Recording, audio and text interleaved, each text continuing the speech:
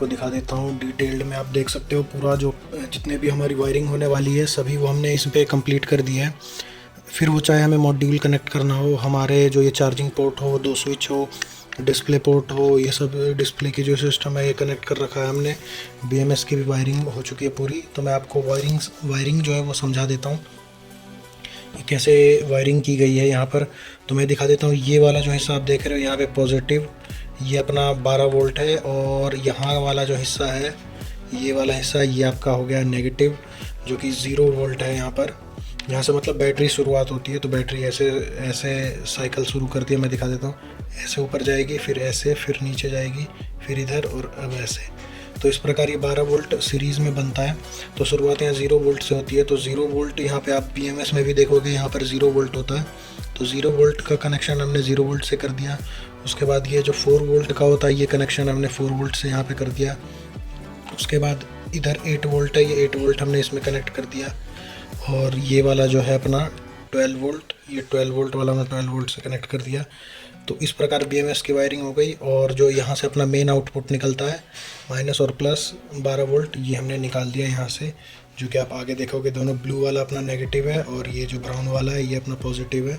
तो ये जा कर के सीधा चार्जिंग पोर्ट में कनेक्ट हो गया है, जो कि अपना 12 वोल्ट का DC जैक वाला चार्जिंग पोर्ट होता है, उसी में कनेक्ट हो गया है। तो इसी से हम डायरेक्ट आउटपुट भी 12 वोल्ट ले सकते हैं और इनपुट भी दे सकते हैं, यानी चार्जिंग।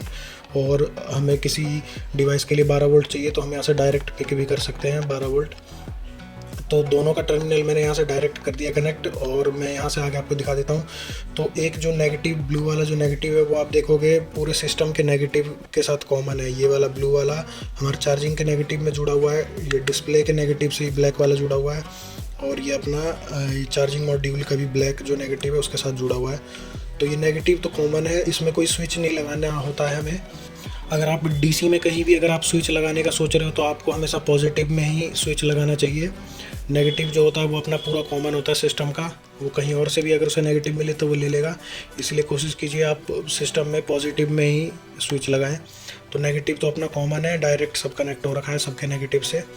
और रहा सवाल पॉजिटिव का, तो पॉजिटिव मैं आपको दिखा देता हूँ। ये अपना जो ब्राउन वाला पॉजिटिव है वो यहाँ के चार्जिंग पोर्ट में पॉजिटिव आ गया, और यहाँ से 2 आउटपुट निकल गए, एक लेफ़्ट में और एक राइट में। इस लेफ़्ट वाले स्विच जो है वो इसमें ये अपने डिस्प्ले का है, देख सकते हो। यहाँ से जो पॉजिटिव गया है वो यहाँ स्विच के माध्यम से डिस्प्ले में जा रहा है, और यहाँ से जो पॉजिटिव गया है वो इस वाले ग्रीन वायर के माध्यम से अपने मॉड्यूल के पॉजिटिव में जा रहा है। तो इस प्रकार ये मॉड्यूल का अपना स्विच हो गया और ये अपना डिस्प्ले का स्विच हो गया।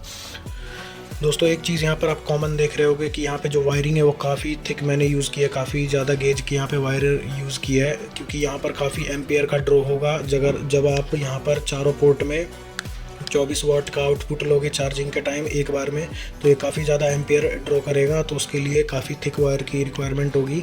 तो जो अपने नॉर्मल इलेक्ट्रॉनिक डिवाइस में जो वायर होती है नॉर्मल, उससे हमें हैवी क्वालिटी की वायर यहाँ पे यूज़ करनी होगी। तो जो ये आप सामने वायर देख रहे हो, ये वायर हमारे जो घर में AC लाइन में यूज़ होता है अपना, ये वही वाले हैं जो 1100 वोल्ट वाले होते हैं। ये तार कॉपर के, ये वाले तार मैंने यहाँ पे यूज़ किया है।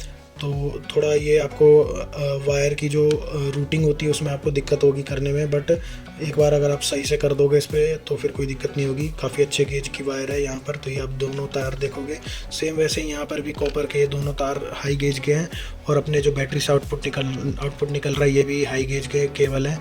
और अपने जो BMS में जो वायरिंग हो रखी है आप देखोगे सभी हाई गेज के केबल हैं। तो यहाँ पर कोई भी केबल पतला नहीं है, सभी मोटे मोटे केबल यूज़ हुए हैं, क्योंकि यहाँ पर एम्पियर का सबसे ज़्यादा यहाँ पे फ्लो होगा। और यहाँ पर आप देखोगे ये डिस्प्ले वाले के तार नॉर्मल है जो इसके कनेक्टर के साथ आते हैं। तो सिंपल सी बात है, ये डिस्प्ले ज़्यादा पावर ड्रॉ नहीं करता है। तो यहाँ पर ये जो केबल है ये मोर देन इनफ है।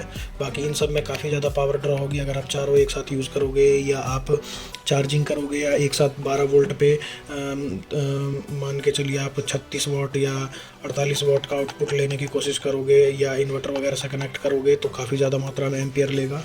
तो ये इस प्रकार के ये हाई गेज के तार यहाँ पे मैंने कनेक्ट कर रखे हैं। तो सेफ्टी से यहाँ पे कोई कॉम्प्रोमाइज़ नहीं हुई है, वायर सभी यहाँ पे थिक यूज़ हुए हैं, और वायरिंग प्रॉपर पूरी हो चुकी है। सिस्टम में आपको एक बार चला करके दिखा देता हूँ। इसे भी नीचे कर देते हैं, थोड़ा भी टेस्ट ट्रायल मैंने किया था इनका, और चार्जिंग वार्जिंग भी की है मैंने से। तो मैं आपको डिस्प्ले सामने से फ्रंट से आपको दिखा देता हूँ, ये आप देख सकते हो सामने। और मैं ये ऑन कर रहा हूँ। ये आप देखोगे हमारे ये मॉड्यूल की लाइटें जल गई हैं। मैं अंदर से दिखा देता हूँ। ये मॉड्यूल की लाइटें जल गई हैं, चारों LED चारों पोर्ट के लिए होती हैं, तो ये कंटिन्यू जलती रहती हैं। तो इसलिए यहाँ पर एक स्विच की रिक्वायरमेंट होती है ताकि आप इसे बंद कर सके। और यहाँ से आपको क्विक चार्जिंग मिल जाएगा चारों मॉड्यूल में।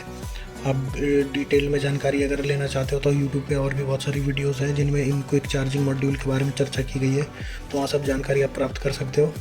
यहाँ पर मैंने ये क्विक चार्जिंग मॉड्यूल यूज़ किया है। तो यहाँ पर हमें 24 वाट का आउटपुट मिलता है प्रत्येक पोर्ट पे, यानी चारों पोर्ट आप एक साथ 24 वाट पे चार्जिंग यूज़ कर सकते हो। तो यहाँ से ये मॉड्यूल की स्विच है, ये हम बंद अगर कर देते तो मॉड्यूल बंद हो जाता है, क्योंकि ये लाइट हमेशा जलती रहती हैं। और दूसरा जो आपको स्विच दिखेगा ये हमारे बैटरी कैपेसिटी और वोल्टेज का इंडिकेटर है। इसे मैं ऑन कर देता हूँ तो आप ये देखोगे बैटरी का परसेंटेज दिख रहा है। शुरू में इस मॉड्यूल में कह सकते हो इस डिस्प्ले में थोड़ा अजीब सिस्टम है। शुरू में आपको मैक्सिमम वोल्टेज दिखाने लगता है, फिर धीरे धीरे ड्रॉ होता है और एक टाइम पे जा कर के जितना इस सिस्टम में जो रियल वोल्टेज है वो दिखाएगा इस पर। और जो इसका परसेंटेज है वो इसके वोल्टेज पे डिपेंड करता है। यानी अगर आपने इसमें लेड एसिड की बैटरी सिलेक्ट कर रखी है तो लेड एसिड की अगर मैक्सिमम वोल्टेज अगर बैटरी से आ रही है तो वो इसे 100% मानेगा। तो आप सिंपल समझ लें कि ये जो बैटरी का यहाँ पे ग्राफिकल रिप्रेजेंटेशन हो गया और यहाँ पर जो बैटरी के परसेंटेज हो गए ये इसके वोल्टेज पे डिपेंड करता है। तो यहाँ पर अभी मैंने लेड एसिड का यहाँ पे सेटिंग की हुई है इस डिस्प्ले की। यहाँ पे जो इस बटन से सेटिंग का होता है, मैं डिटेल्ड में कभी बताऊँगा आपको कि आप कैसे इस प्रकार ये जो बैटरी की डिस्प्ले होती है 12 वोल्ट की, आप इससे कैसे सेटिंग कर सकते हो और सिलेक्ट कर सकते हो अपना जो डिज़ायर्ड बैटरी होता है। इसमें 3 टाइप की बैटरी आप इसमें परसेंटेज देख सकते हो, लेड एसिड, लिथियम आयन और लिथियम फॉस्फेट। ये सभी बैटरीज़ का यहाँ पे इंडिकेशन करता है। तो यहाँ से हम कुछ सेटिंग होती है जो मैं आपको, अगर आप कमेंट करो तो मैं डिटेल्ड में आपको वीडियो बना करके दिखा दूँगा। तो सब कुछ वायरिंग अपनी कंप्लीट हो रखी है। चार्जिंग भी मैंने करके देख लिया, चार्जिंग हो रही है बट काफ़ी टाइम ले रहा है। तो आई थिंक अभी मैं जिससे चार्ज कर रहा हूँ वो 12 वोल्ट 2 एम्पियर है। तो आई थिंक हमें 3 या 4 एम्पियर के चार्जर से चार्ज करने पे थोड़ा टाइम बचेगा। बट सिंपल सी बात है दोस्तों, आप देखो यहाँ पर टोटल 9 बैटरी है और उधर 3 के कॉम्बिनेशन में 9 है, यानी टोटल 27 बैटरीज़ है। प्रत्येक बैटरी 2600 mAh की है, 25 से 2600 mAh की। तो आई थिंक ये बहुत टाइम लेगा चार्ज होने में। मेरे हिसाब से आपको 24 से 28 घंटा लेगा ये प्रॉपर चार्ज होने में, क्योंकि काफ़ी ज़्यादा बैकअप होता है इस सिस्टम में। तो उस हिसाब से पर ये बैकअप भी बहुत अच्छा देगा, क्योंकि जाहिर सी बात है इतनी सारी बैटरीज है तो चार्जिंग में टाइम लेगा। तो एम्पियर बढ़ा करके चार्जर का आप चार्जिंग टाइम थोड़ा कम कर सकते हो। अदरवाइज़ अभी हमने पूरी टेस्ट ट्रायल कर लिया है पूरा 1 दिन तक, कोई दिक्कत नहीं है, सब बढ़िया है। अब हम इसे फाइनल इसकी बॉडी असेंबल करेंगे। तो मैं बॉडी आपको दिखा देता हूँ जो अभी तक हमने जो प्रिंट कर लिया है। तो आप ये साइड के पैनल में आपको दिखा देता हूँ। ये दोनों अपने साइड के पैनल है जो इसमें लगेंगे। आप देखोगे यहाँ पे हनीकॉम का डिज़ाइन हो रखा है। प्रिंटिंग में थोड़ा डिटेल कम हो गई है, यहाँ पर उतना दिख नहीं रहा है ढंग से, लेकिन होल जैसे दिख रहे हैं, पर पैटर्न सही बना हुआ है। तो ये हम साइड पैनल हमारा लगेगा। और कुछ अंदर से सपोर्ट के लिए ये कुछ पिलर टाइप स्ट्रक्चर बने हुए हैं, कुछ पिलर हमारे यहाँ पर लग जाएंगे साइड में। तो जो ऊपर का लिड होता है उसे भी सपोर्ट देगा, जिससे अगर हम पकड़ते हैं तो क्रशिंग इफ़ेक्ट भी नहीं होगा और अच्छा सपोर्ट मिलेगा।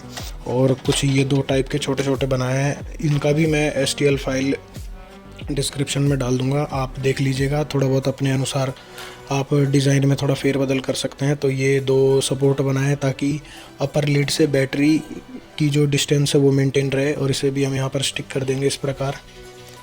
तो ये भी अच्छा सपोर्ट दे देगा अपर लिड के साथ, और साइड से वो पिलर अपर लिड को और बैटरी को भी गाइड करते रहेंगे, तो सही सिस्टम हो जाएगा। तो इन सबको मैं असेंबल करके अभी आपको दिखाता हूँ।